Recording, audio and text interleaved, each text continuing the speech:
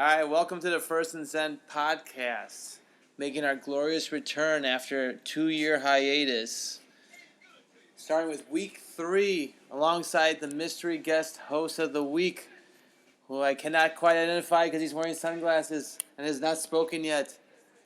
'Tis I, Izzy, the uneducated ignoramus with a loud opinion. Awesome. All right, so right now it's a live podcast, and you'll be listening to this not live, but right now we're watching Sunday Night Football.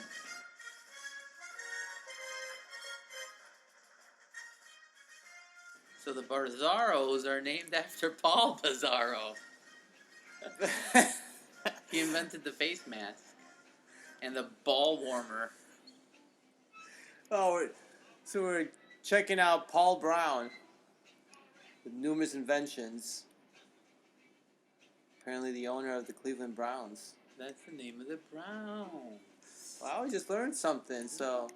I thought they were called the Browns because they were brown. And they shat themselves a lot. Alright, so we're watching Sunday Night Football.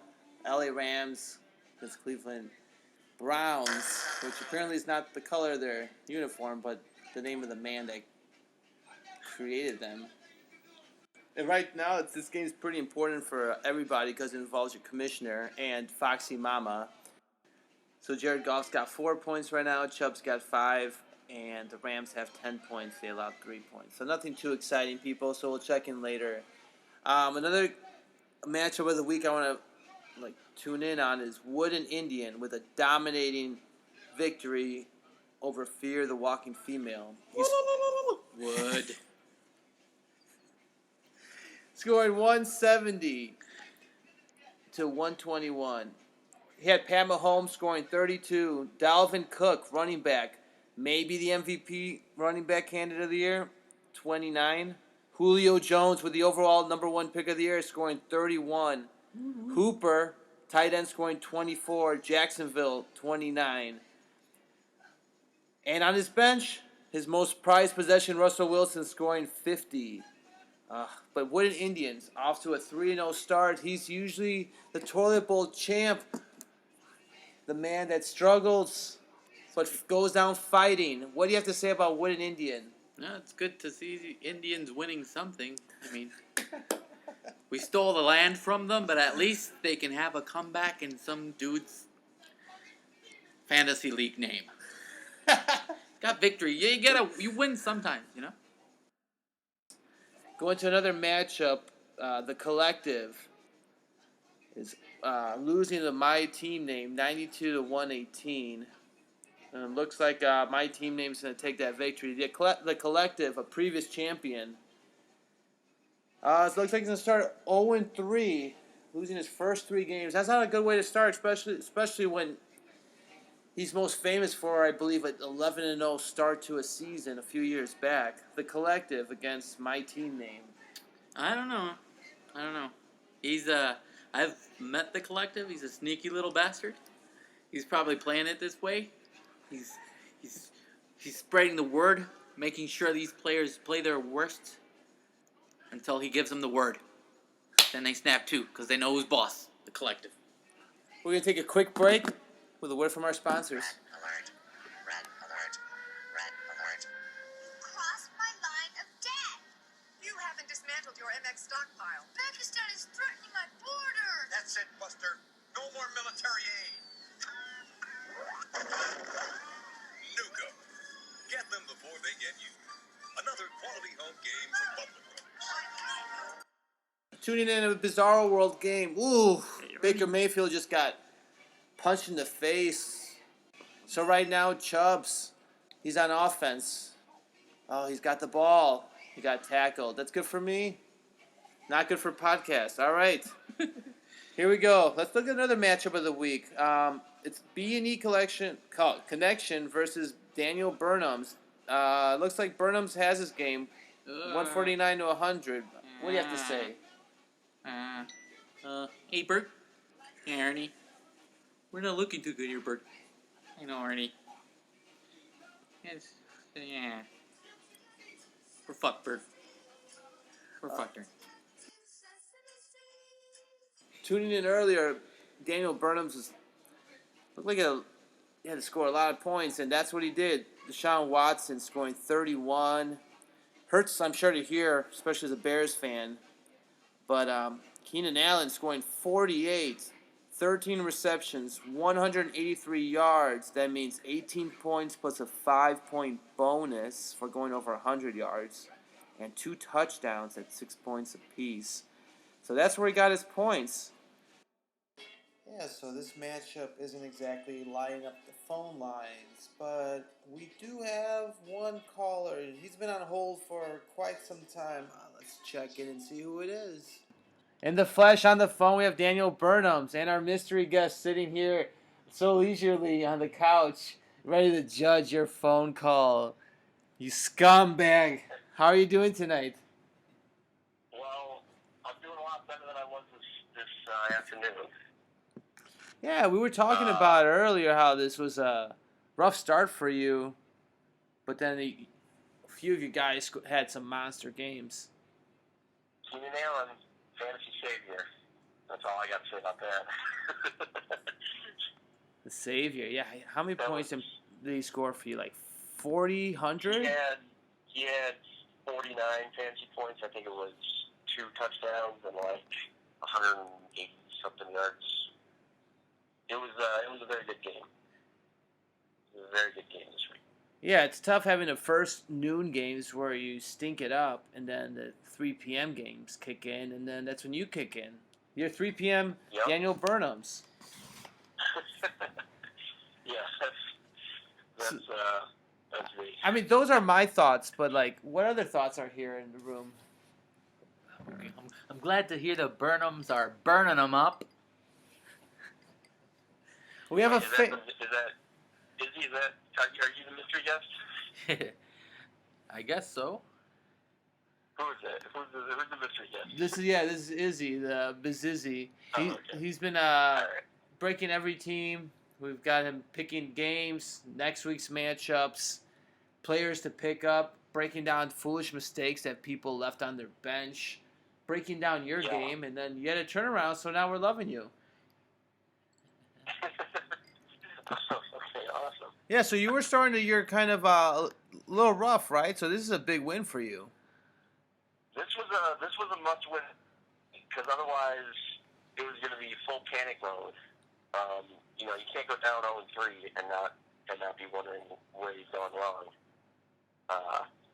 And of course, like every week, it's like the guys that I'm like not sure about inside the bench that end up going off. So I'm glad that this week, like that still happened, but I'm glad that the guys that I left on the roster were enough to win the game. Well, mostly just Deshaun Watson and Keenan Allen, but yeah, it was a must-win week for me. Definitely, you made all the right moves. Yeah, instead of going 0-3, now you're going to be 1-2, and you need that going in. A former champ, you know what it's like. Yeah, you could build off of a win. We won a game yesterday. If we win one today, that's 2 in a row. We win one tomorrow, that's called a winning streak. It has happened before. So let's see some hustle. Let's jack it up a little. I got a feeling things are about to turn around for us. You get one loss, that's bad. You get 2 losses, that's bad. You get 3 losses, now you got a streak going, and it's hard to recover from that when you're in like a shame spiral of just like constant losses. So, you need to get those wins. You don't have to win every game, but you need to get those wins to make it through the season. Yeah, speaking of those spirals, like, a big fan favorite this year, a previous spiral of the past, Wooden Indian, is just storming the league. What do you guys say about Wooden Indian? Yeah, this is a real Cinderella story. The NFL is storylines, and Wooden Indian's storyline is overcoming adversity, overcoming cartoonish draft picks to like suddenly be destroying people left and right, like making them feel like idiots. It's really it's something we can all look to and take inspiration from. Beautifully put. poet, Daniel Burn Ems. All right, I'm gonna ask you a few more, then I can let you freestyle. But so yeah, Wood Indians gonna be the only 3-0 team this week because Fear of the Walking Females looks like it's not going her way, and Louisville's gonna lose to Mr. Ice. Mr. Ice, and all these new team names: Louisville, Mr. Ice. Then we got those are the two new ones this year. What do you think about people changing their names and new team names? How do you feel about that? My opinion is that you're changing your team name. How are you gonna build a dynasty? Like, people are gonna have to go back into like the record books to see like, this team was previously called this team, and this team is now known as this team. Like, I understand, like, you wanna keep it fresh, you wanna keep it, you want to change things up, but I don't know. It's not for me. I like those ideas. I gotta say, Louisville, pretty brutal loss with Mike Evans scoring 50 points. That's still losing. That's terrible. That feels real bad. Yeah, still losing by 20 points. That's gotta feel real bad. So yeah, I also want to mention that. So you avoided the 0-3. So now the B and E connection is 0-3. You just faced off with him this week, and the collective is going to be 0-3 this week. So what do you have to say to them? Starting off 0-3, how do you bounce back? Do you bounce back? Do you blow your team up? Do you offer all your best players to bear down? Like, what is your strategy? I would say, if I were them, they got to start looking for trades. They got to start, working the waivers. The waiver wire, the waiver order resets every week, so it's a little tougher if you have a bad team that you have a good week. But the thing with trades is that everybody's on the table.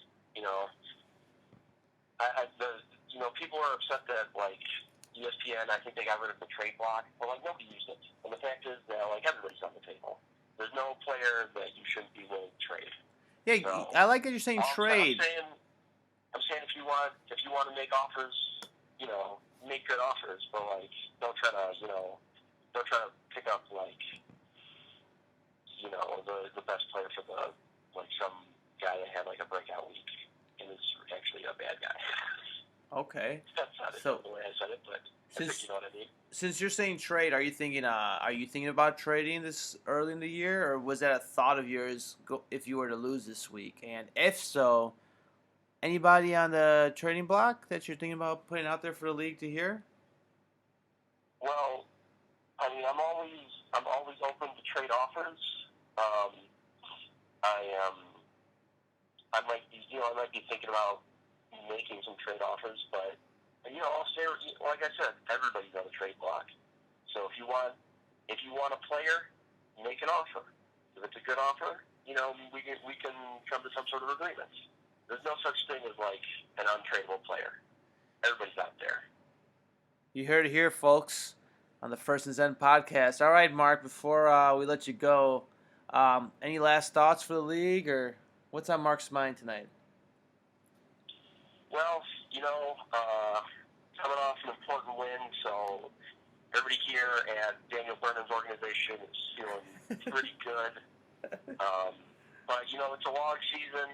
We got a lot of ways to go. You got to have stamina for the NFL. So, we're looking to build off this week and hopefully, keep moving forward. Well put, Burn Ems. We'll catch you next week. Good luck and congrats on this week's win. Go easy on the hookers and blow. All right. Take it easy, Chris. All right, moving on to the next game. Louisville against Mr. Ice. Looks like Mr. Ice has this 162-148. Yeah. All you got to do now is stop putting children in cages. You're golden. Roasted. Mr. Ice. Mr. Ice, he called you out. All right, Louisville had 50 points from Mike Evans. 8 reception, 190 yards, 3 touchdowns. Even though Tampa Bay lost to the Giants. Interesting. Let's speaking of the Giants, that quarterback, I guess it wasn't Eli Manning. It was some guy Daniels throwing the ball like crazy, winning the game. So he had a huge game, as well as Kyle Allen, another quarterback, just tore it up today. Izzy, who would you pick up if you need a quarterback this week? Your guy's hurt, you need somebody. Kyle Allen, Daniel Jones. I can always do with a good Jones. Can't go wrong with a Jones. Indiana Jones. Oh, he's picking Daniel Jones. So if you need a quarterback this week, listen to the man. Saying pick up Daniel Jones, quarterback for New York Giants. Jones. Mrs. Jones. Oh yeah. Okay. Tell your boy to do good in this game. All right, so another position people might need, running backs. It's always tricky with this position, but what do you think about the position of a running back? Soto, yes, running back. All right, so we got 2 guys who want to pick up that had huge games today, whatever that means. So we had Pollard, the running back for Dallas. He got 26 points somehow, even though Ezekiel Elliott played probably out of his mind. He had over 100 rushing yards, so he got that 5-point bonus. He caught the ball 3 times, and he had a touchdown, scoring 26 points against Miami. So he beat a Dolphin up pretty good, and he scored 26 points, so he felt good doing that. Where were they? They were at Miami? It looks like they were at Miami. Oh, the guy's having a good time right now. You know, he's at the clubs. He's got some hose. He's got the blow. He's got somebody else's pee, so he tests clean.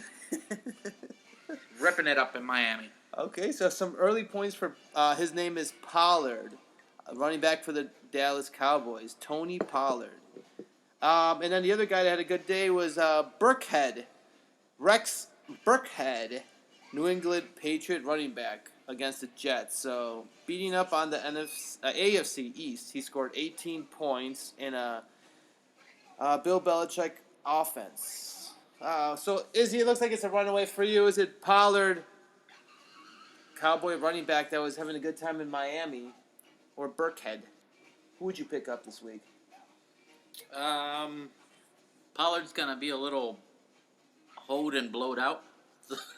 So he's going to be fighting that VD. Going to affect his game.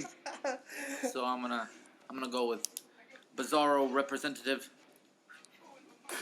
Bizarro representative, Dallas Cowboy. Pick up Pollard. No, wait. Wait, are you saying to pick up Pollard? He's gonna be tired off his battling his VD, or are you saying pick up Burkhead? Buckethead. Pick up Buckethead off the Bizarro League. The New England Patriot running back Burkhead. Pick him up, guys. All right, and the best and last, wide receiver. Everybody needs a wide receiver. So this week we have a couple people that scored big. Green Bay Packer against Denver. I was going to call it Denver Nuggets. We're thinking about Nuggets today. Yeah. So, Marquise Valdez-Scantling, Green Bay Packer. It was against the Broncos. Bears played him last week. And then Philip Dorsett? No. Yeah, Philip Dorsett, another Patriot. Wide receiver, playing against the Jets. Both scored near 20. Nothing crazy. No one really here to talk about. I'm showing Izzy the top 4 or 5 guys of the week. Unless he calls them out first, he gets a good feeling. Valdez-Scantling, Philip Dorsett, Humphreys, Tennessee, Cole Beasley, the Cowboys on Buffalo now. I don't know. I'm just seeing Humphreys' cold, tiny eyes, and I feel he's got something to prove. That was a Thursday night game. Tennessee Titans. He says pick up Adam Humphreys. They were playing Jacksonville at good defense. He had 6 receptions for 90 yards.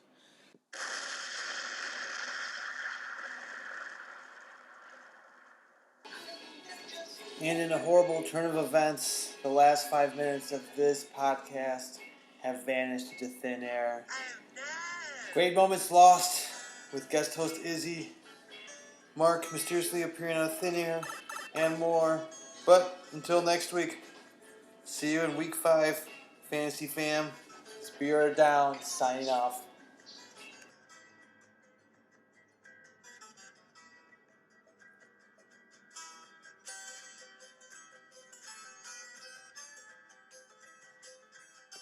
Roasted.